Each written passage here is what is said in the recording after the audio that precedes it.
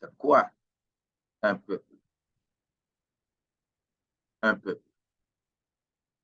Le peuple, d'abord, nous allons également passer à des définitions qui vont faire ressortir trois notions. La première conception du peuple, c'est la nation que un individu ou un ensemble d'individus constitue, le territoire sur lequel ils sont et leur soumission à un même règle de droit. Trois éléments. Un groupe de personnes qui constituent une nation, c'est-à-dire même langue, ainsi de suite. Deuxième chose, le territoire qu'il occupe.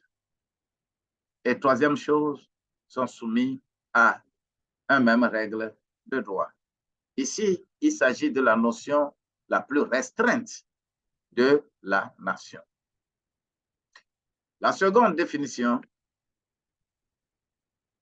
m'amène à parler d'un peuple là qui est déterminé par un territoire et une culture propre.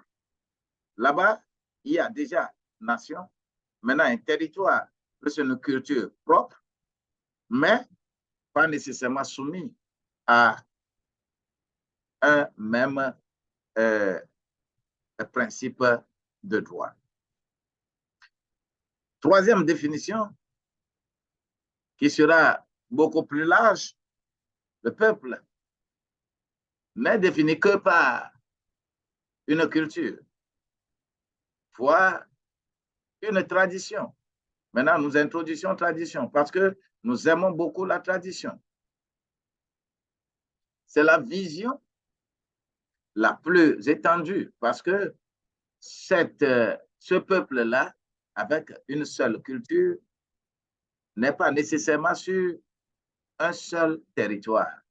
Peut être éparpillé dans le monde entier, mais vous constituez un peuple. Le peuple togolais n'est pas seulement à l'intérieur du pays, mais ils sont également à l'extérieur du pays. Si je définis le peuple,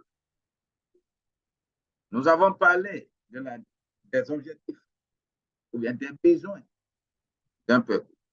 Parce que le peuple est défini également à travers ses besoins.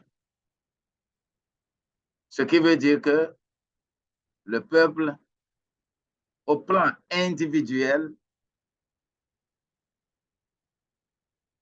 a des besoins. Il y a la pyramide de Maslow qui nous montre beaucoup de choses.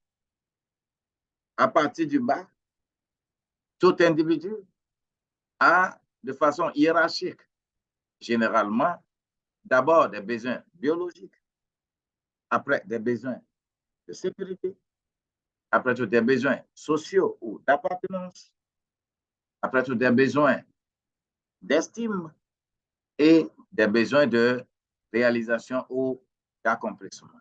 Ça, c'est au niveau individuel. Et la hiérarchie de ces besoins-là, c'est par rapport aux classes sociales. Mais au niveau collectif, le peuple va être regroupé en trois catégories. La première catégorie, il s'agit des citoyens. Quels besoins le citoyen veut satisfaire et que les leaders doivent prendre en compte ces besoins-là. Pour les citoyens, c'est que les besoins sociaux économiques doivent être satisfaits. Il s'agit de l'efficacité socio-économique qu'on va d'abord définir dans les budgets